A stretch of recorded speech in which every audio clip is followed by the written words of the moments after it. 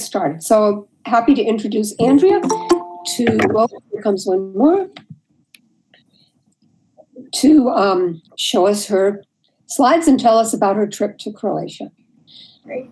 Hi, everybody. I'll talk to you briefly, then I'm going to turn this off and then just focus. I'm on a phone and a computer, so more technology than I need, but I just wanted to introduce myself in person, say hello, and I'll start my presentation. Thank you. Okay, so in front of you is the beautiful capital of Zagreb in Croatia, and hopefully when you looked at the newsletter, you saw kind of the location of Croatia, just on the other side of the Adriatic from Italy. So a lot of Italian influence in parts of Croatia. And again, just that history, a little bit of kind of the breakup of the area in the very recent 1990s. And that whole region that broke into different countries that you saw on that first map in the newsletter.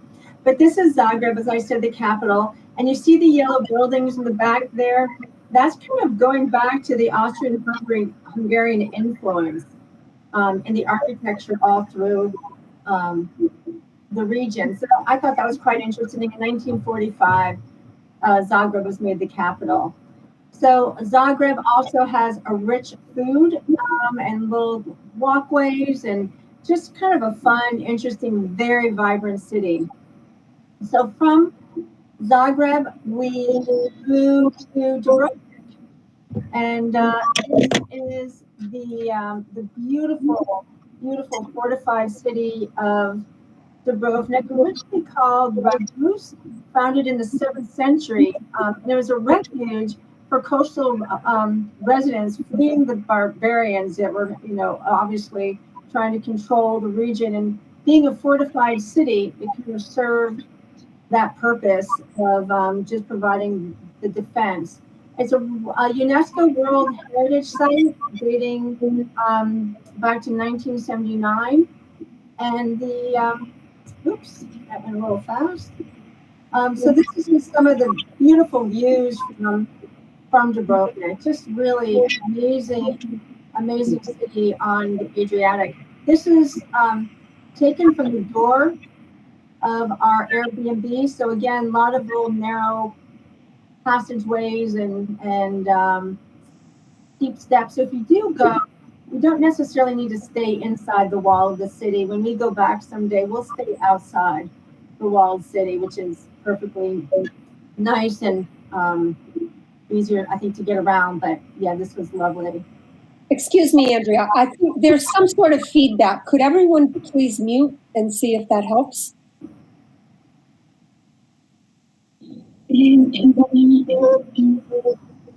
Yeah, that would be helpful because I hear it too. Wait. Where is my, oh, there it is. So again, just a very active fishing community, and there's a cable car you can take up to the mountaintop and get a beautiful view of Dubrovnik. It's a city I would highly recommend. And again, the wall goes really all the way around the city to kind of get the sights and look down over the Adriatic. And one of the kind of fun, oh, there's my family. So this was our 30th wedding anniversary that we took our kids with us on this trip. So our daughter Lindsay, my son John, and my husband Ernie. So from the wall, looking down into the town of Dubrovnik, again, just very, very beautiful, very scenic. And you'll see kind of in the background there's kind of like all these people down by the water. Well, you can kind of head down and kind of go through these little doorways, and all of a sudden you go out to these little cafes that are randomly out there along the water. And you kind of hide behind a rock and put on your bathing suit and go in for a swim. And the salinity level is very high, so you're like just bobbing along on the top of the water. It's really it's very unique. So yeah, very, very fun. So the lovely city of Dubrovnik. Again, you can go down any little corridor and you end up in that area. So one of the very fun things we did is we did a meal at a local home. And I can't hear anything. You can't hear anything? You can't hear me?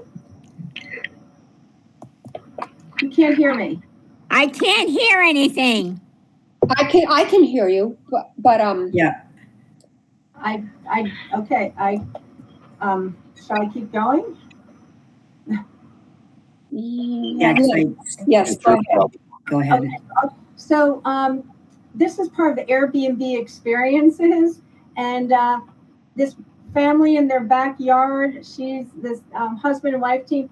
The food on this table was all local. All the wines were local, and we were there for hours. They custom made us this beautiful meal, and it was really a most amazing experience. So this is Dubrovnik at night. Again, looking at this beautiful fortified city. So from Dubrovnik, we hired a car and went to the country of Montenegro, and this is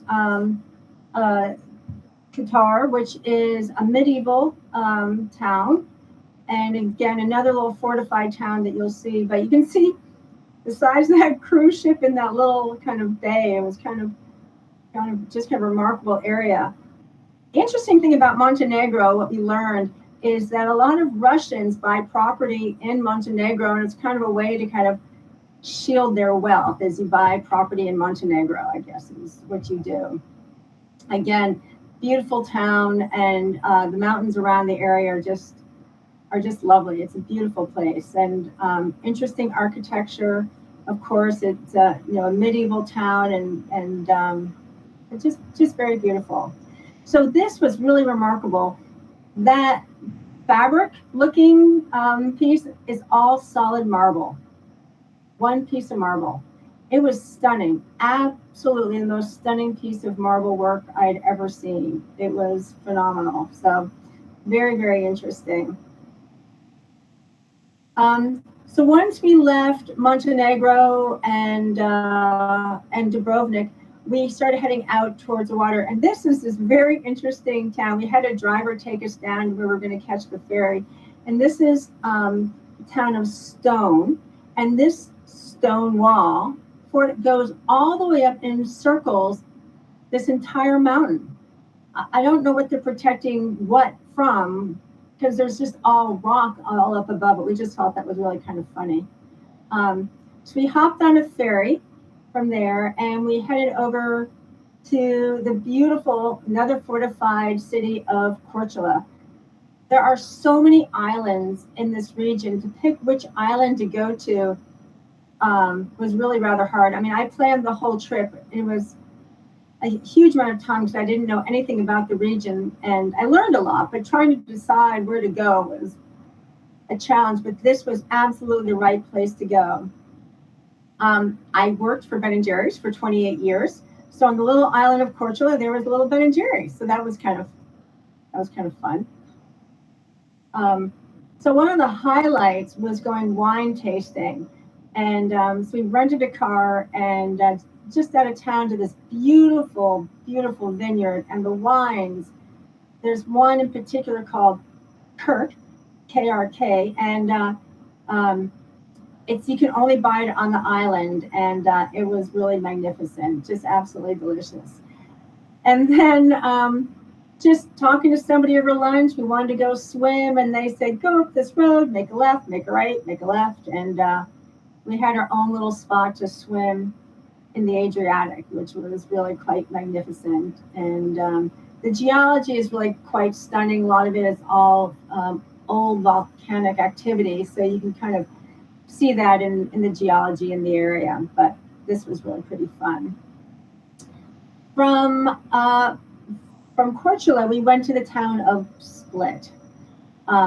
Split was not our favorite, and you can see the reason why. There were so many people. They were all coming in on the ships, on the ferries. I mean, there were just so many people. So we split from Split.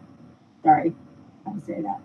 And so what's interesting though about Split is the Diocletian's Palace. So this is all part of Diocletian's palace. It was built in 305 AD for the Roman Empire, Diocletian. And it was his retirement complex. And it is a complex. It goes all over, beautiful architecture. It's now a UNESCO World Heritage Site. But it was just so sad to see this, so many people and all these tourist type of kitschy stuff everywhere. And you really had to struggle to find I can't. No, it was. I can't hear anything. Can anybody hear me? Yeah, we can hear you. Yes, we can hear you, but I don't know why you're Nothing. not hearing That's anything. weird. Let me take a look. So, and it's really remarkable when you look at the stonework there, just what has survived over so much time. And you know, keep in mind a lot of this region was really impacted from the violence in Sarajevo. Certainly, Dubrovnik was impacted from a lot of the unrest in that area in the early 90s. From Split, we went up to one of the beautiful national parks, Kirka. And what was unique about this one versus the other one called Plavicna, is this one you can swim in the water. So all those little dots there are all people swimming in this magnificent, beautiful national park with these amazing waterfalls. Just really a beautiful, splendid place to just go hang out. So at this point, we went back to Zagreb. We sent the kids home, and Ernie and I headed north to, this is Ljubljana, the capital of Slovenia. And a wonderful, wonderful city with canals and little castle up on the hill, which has spectacular views of the city and coffee shops and lovely restaurants. It's really a wonderful city. From there, we headed north, and this is heading towards the Austrian border and getting up towards the area of the Julian Alps. And this is called Solkava. And this is where we stayed. And that top floor is our little room that we looked out to this magnificent area. It's so this was our view, looking out to the barn and to the mountains. And what's interesting about Slovenia is if you like meat and cheese, this is your country, because there was just everything on this farm. All stayed on this farm. Everything we ate, the meals that we had here was all from the farm. So a lot of meat, and it was all grass-fed beef, so all the dairy. The bread came from down the road, very much a local kind of taste. So you can see all the meat, local cheese, local bread. Yeah, very, very, very local, which was nice. So from there, there's this very well-known drive to take. And when we went from Ljubljana literally up to these mountains, we had a rental car, these tiny little roads that you're going up. And I'm sure a few of you follow the Tour de France. And the winner of the Tour de France came from Slovenia. And there's a reason why, because our little car is barely making it up. And these bicyclists are blowing by us. They're going up, they're going down. I mean, you're going around these tight turns, and you're just going to hope you're not going to have a run-in with the bicyclists, because they are everywhere. And bicycling is a big deal. And it's just really magnificent. And so there's this kind of crazy history about these dragons, because the history goes that Christoph was this shepherd boy, and he's trying to track his lost sheep from the village of Solkava, where our little inn was that we stayed. And there are all these stops along the ways with mysteries and experiences surrounding this kind of dragon that's all kind of interwoven into kind of this very interesting and kind of unique area around the mountains, but the drive was just incredible. And the clouds coming in and out, and these incredibly green fields and these churches up on the hillside. It was a magnificent, magnificent drive. Really, really beautiful all through there. Yeah, it's a wonderful, wonderful spot. From that area, from up in the mountains, we started making our way south and east. And this is Lake Bled. And if you're familiar with Slovenia at all, a lot of people know Lake Bled. Absolutely beautiful. Again, overcast doesn't really make a difference. It's just really a beautiful spot. So we spent a little time around Lake Bled, and then went to this, I will not even try to pronounce it, Golanske cave, another World Heritage Site. Ernie is a big caver. I'm incredibly claustrophobic, but this was a massive cave, and obviously, you can't take pictures inside, but just those rock steps you see going up, those were the size of the original steps of the explorers of this cave. This cave is massive. I didn't feel claustrophobic at all in there. They had, some little floor lights you could see where you're going, because otherwise it's, of course, pitch black. But these people, men and women, the women in these long dresses, walking on these rock steps carved out in the side of the cave. It was remarkable, absolutely remarkable. It was a really interesting place to walk through. So from there, we went on to Piran, and this is again back along the Adriatic, along the water, and what a lovely, lovely town, because we're now right on the border coming back into Croatia, because we're going to spend time in the northwestern corner of Croatia, Istria, the region of Istria, which has a tremendous influence from Italy. So we're talking food and wine, which for us is always a major part of us traveling. On the border, before you head back into Croatia, is this salt collection area, the Pirinski Solin, which is another World Heritage Site. And the thing about me is I love salt. Salt is a food group. And anytime I can get salt and learn about salt, I'm there. So it was so interesting about this. All these little canal looking kind of sluways are where they are using the basically ancient technique of harvesting salt.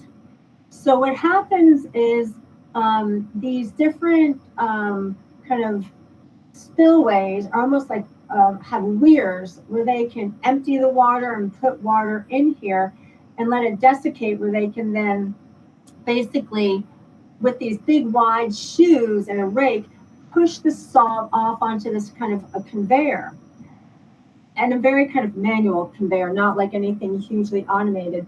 But then the other interesting thing is they put a special bacteria on top of the salt, so kind of protects it as a protective layer until they're ready to harvest it. So a really interesting spot. And again, you can see just another perspective of these of the salt, which is fascinating. So this is a contrast. So many of you might know that I go to Baja in the winter, and this is another salt mining operation, slightly different. So this one in Mexico versus this one in Slovenia, to me, was just such a remarkable comparison. This one here exports 90 billion metric tons of salt annually. I guarantee you this one doesn't do anything close to that. This is the largest salt mine in the world, is in Baja, California, Mexico. So very interesting. So moving on, again, this is This is just another view of Paran, another town with another kind of castle that you walk along the top and have these magnificent views. You can kind of see the beginning of this had Italian influence with those interesting rooftops. So from there, we moved down to our next town, which is now going back into Croatia. And this is, we stayed at this little Airbnb, and right below us, they're bringing in the grapes to harvest. So as I said, we're all about the wine, and we went down and got our bottle of wine, no label on it, just there you go, the grapes fermented, and there you have it. So this is just the beautiful, beautiful town, again, on the water. And, keep in mind, it's all about trade all along the Adriatic. And when you're dating back into the 6th and 7th century, everything and all commerce is all on the water. And so from here, we did this wonderful road trip up into the mountains in pursuit of wine. And this is truffle region as well. So the influence here, again, this town has, this is called Rovine, by the way, the town is Rovine. And as you go around to the right, kind of followed your finger around there, there are all these little restaurants that you kind of walk down and just kind of sit right on the water, or you sit where that, the top of that church spire. Below that, of course, is the kind of the center of town. And again, a lot of cafes all on the water, just a lovely, lovely area. So again, as I mentioned, our little rental car, we headed up into the mountains and to these vineyards. And what was interesting is we were the only ones there. There was nobody there at all. So we got a lot of one-on-one time and suggestions on where to eat. And we went to this this restaurant that I had pasta with a white cream sauce with truffles in it. I'm still thinking about picking up that plate to lick it. It was the most delicious, delicious pasta I had ever had in this really beautiful location. And certainly enjoying lots of wine and the beautiful flowers. It was really quite a spectacular location. So that's it for my presentation. I would love to take any questions. I guess I went through kind of fast. I hope you all enjoyed it, and my view of the beautiful country of Croatia, Montenegro, and Slovenia. I had a question about cars. You said you rented cars. Was there any problem? Did you need a special license? Nope, not at all. And I tend to rent cars from local places, not kind of the Hertz and all of those, because the locals tend to be less expensive, and they're just fine. Yeah, there was no problem at all. Driving on left, right side of the road? Right side of the road. Okay. Yep, and the infrastructure there is great. The driving is perfect. I mean, there was road construction in one place, and they have it down certainly a lot better, I think, sometimes than we do here, but it's easy. You have no problem renting a car. Is this being? Yes? Oh, we can't hear. I don't know. We can't hear you. Can you take my question? Sure. What I time of guess year was this it? is being taped because the first 20 minutes I couldn't hear any sound. I had to get someone over here to fix it for me. So is this being taped?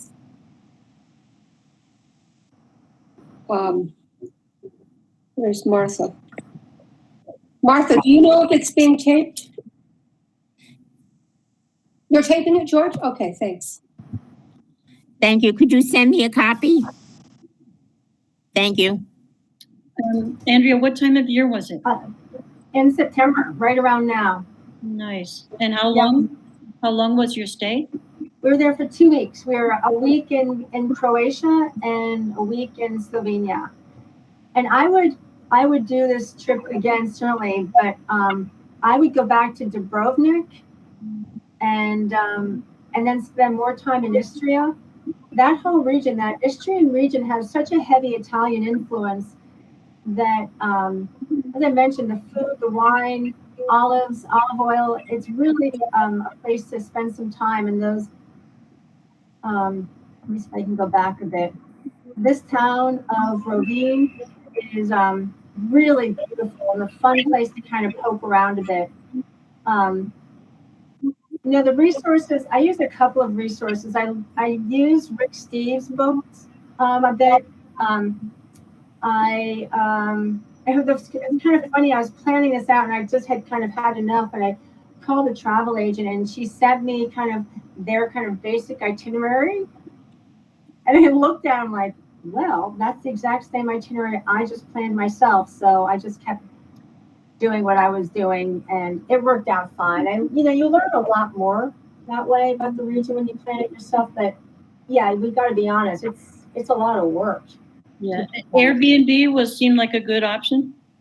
Yeah, I Airbnb the entire trip. Yep, I used Airbnb the whole way. And all of them were fine. All of the hosts, incredibly pleasant. In particular, when we were in Cortula, so that was all the way back at the beginning here.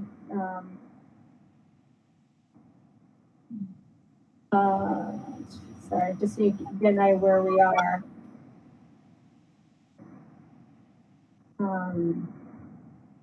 So back here in Cortula, we spent a couple of days here because I don't like to move every night. A couple of days is good.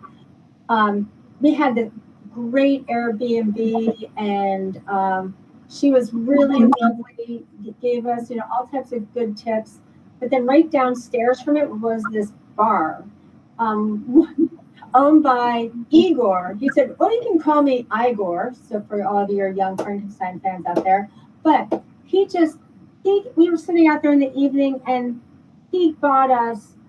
It was his restaurant. Bottles of wine, plates of food. I mean, could not be any more gracious to us. We really liked Cortula a whole lot, and the islands there all have something interesting. The funny thing was when we took the ferry from Cortula to Split back onto the mainland, the ferry ride, they have these videos up, and there's this one island called Hvar, and the whole time on the video was pole dancing and parties. It was just kind of this bizarre thing. Come visit Hvar and see the pole dancers and the party. Like, oh, I'm good. I think I'll Cortula.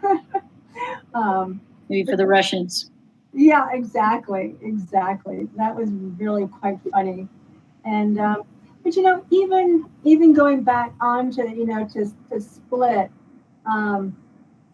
even as crowded as it was, we just scrambled to get out of the crowds. It just is not enjoyable, of course. And there's some interesting little walkways that we found and interesting sites in the city. And actually what we ended up doing is we went back to our Airbnb, which was right in the town area. We hung out, played cards for a while, and then we came back out around 6.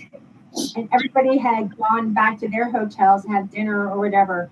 And that was much better.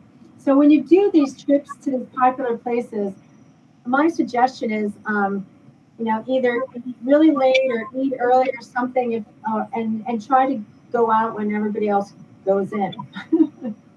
Because this was great, and this wasn't even high season. My daughter had been there in the summertime, and she said it was even more crazy.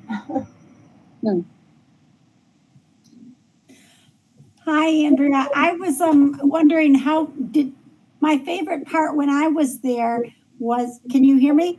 Yes. My favorite part was that Kirka National Park. Oh, yeah. And because I was on a cruise and we only had the one day, and so you had to pick the excursion. And I just found that place was just like amazing. I mean, it was only a one way, so you had to go all the way around, and going to the bathroom was kind of a trick, but that was just gorgeous. Isn't it amazing? I mean, I had a lot more pictures in here of the park, but I took them out just because I figured you got the idea. But these, wouldn't you agree, the waterfalls were just They were. incredible, absolutely incredible. And you're right, the Kirika National Park is closer to where the cruise ships come in, so it's more accessible. And they just have a nice boardwalk that goes all the way around. It's easy to negotiate for sure, and it's a beautiful park. Yeah, thanks for sharing that, because it was beautiful. Yeah, you're welcome. And then I guess on the way back, when we were on the bus, then they were showing us that mountainside that you always see in the Game of Thrones thing. Right, that's right. I'm so glad you said that. I didn't mention that because for those of you who are Game of Thrones fans, I'm not. I did not engage in that. But it was filmed in Dubrovnik, in that area, so there are a lot of people there to do their Game of Thrones tour. Our daughter, who did watch it, we told her, "You're on your own. We're not doing that." Right. That's what I said.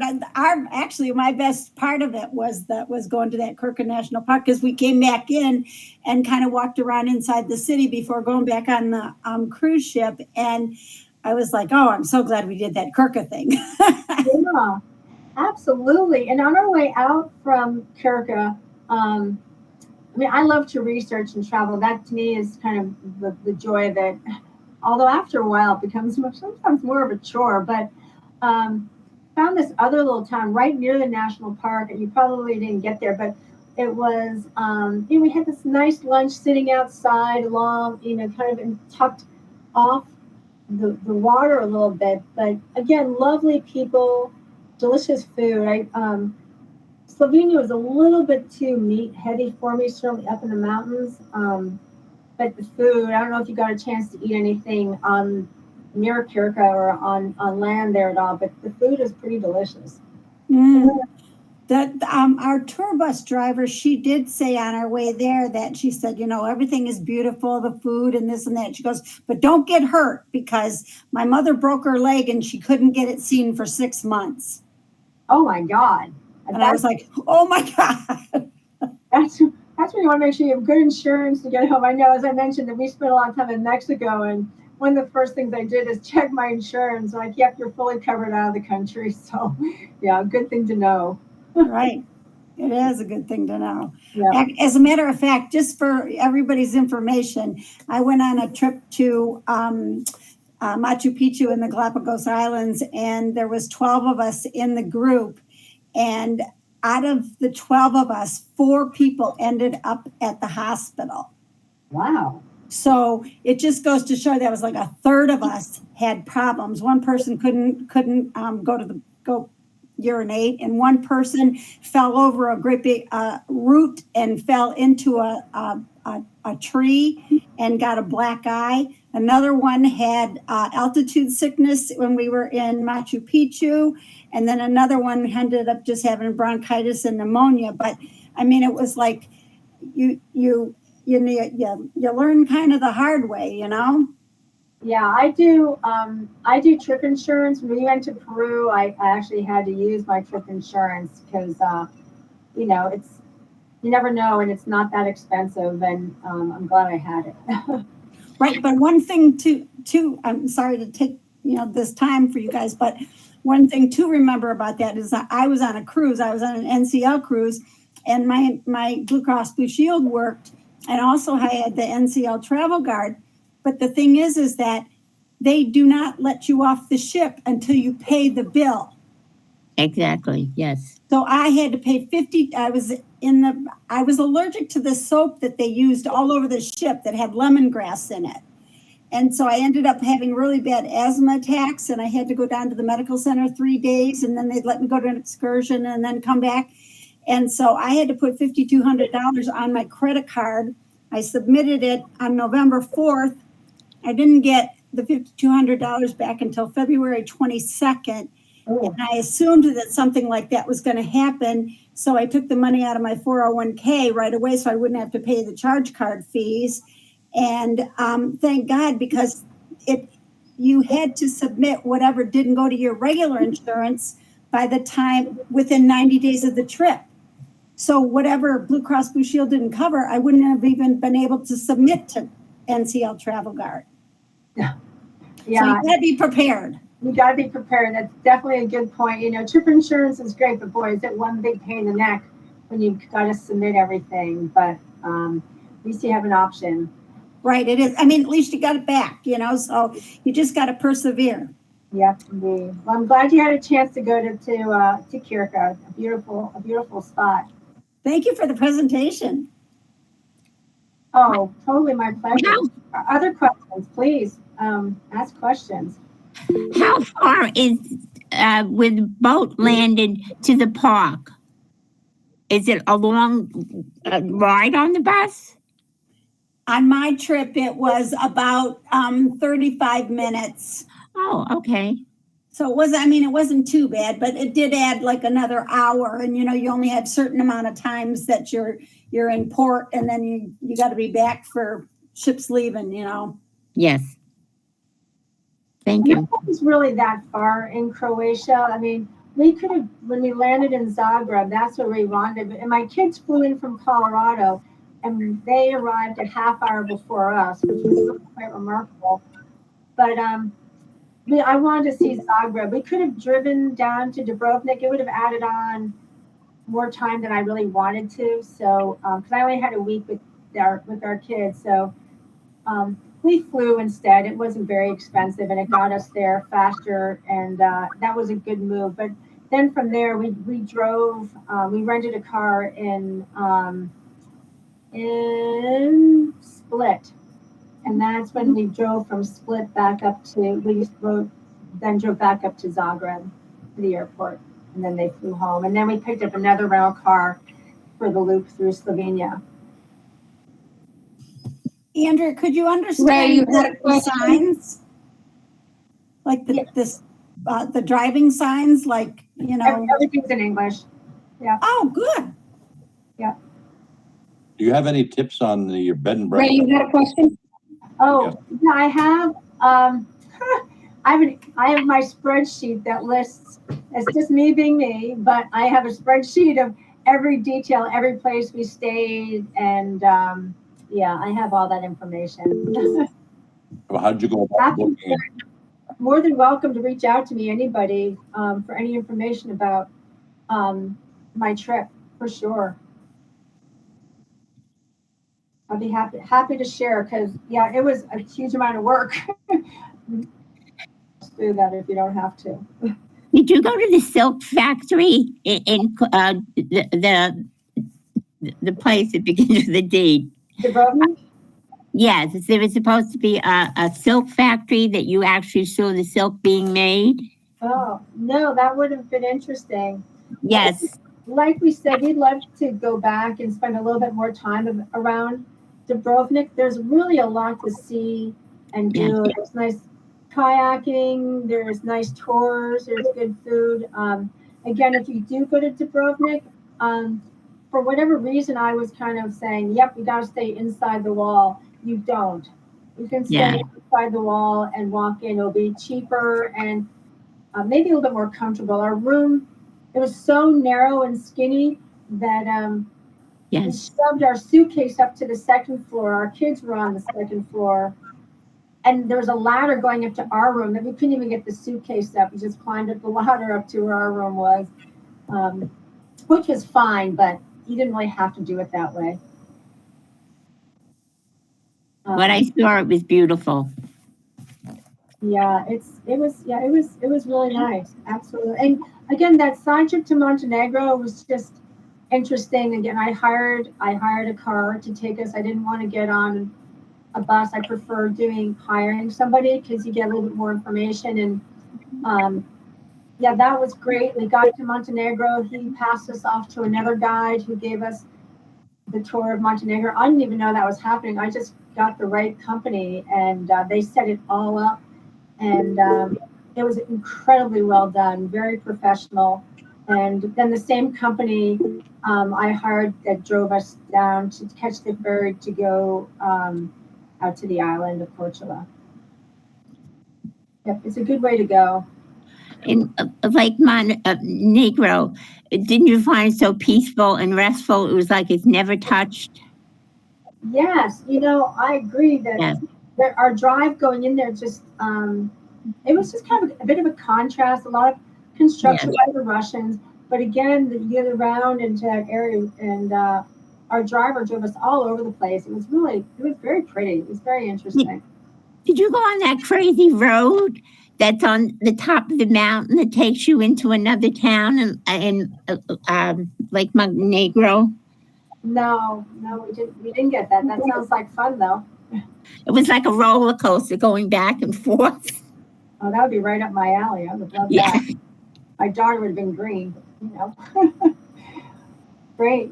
Well, I love to hear that. I'd just like to add there. It's a lovely place to go travel to. Yeah. And a direct flight, at least there used to be pre-COVID, I don't know if it's still there, but a direct flight from Philly to Dubrovnik, which would be a nice connection.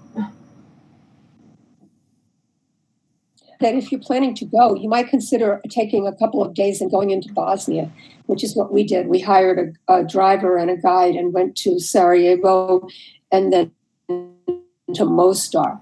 And if you're interested in the war that took place there in the 1990s, that two cities, you can see the tunnel, Sarajevo, you can see the beginning of the tunnel that there was a big siege for a long time on Sarajevo, and you can see the tunnel that they dug under the airport so that they could bring in supplies. That's just one of the many things.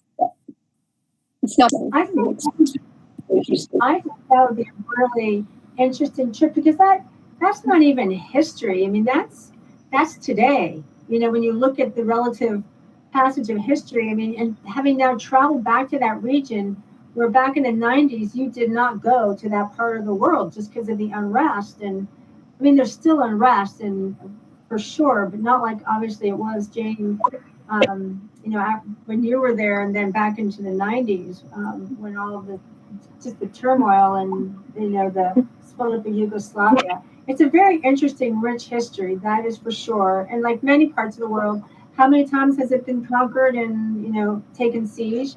It's, you know, that's the world. Absolutely.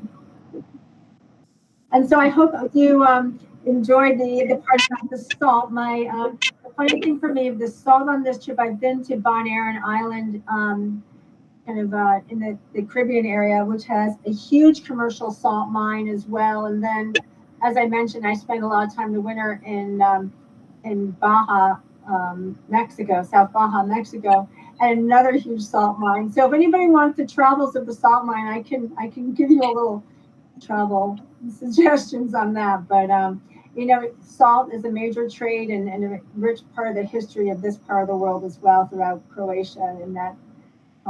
And there's a book out called Salt, which is a really interesting history of salt, which is a fascinating read as well. So great. Well, if there are no other questions, I'm sure the sun's kind of peeking out. You might want to get outside, but feel free to ask more questions or contact me anytime. Thank you. Thank you. Thank you, Andrea. That was great. Oh, you're welcome. Glad it worked this week. Yeah. Bye. Bye-bye.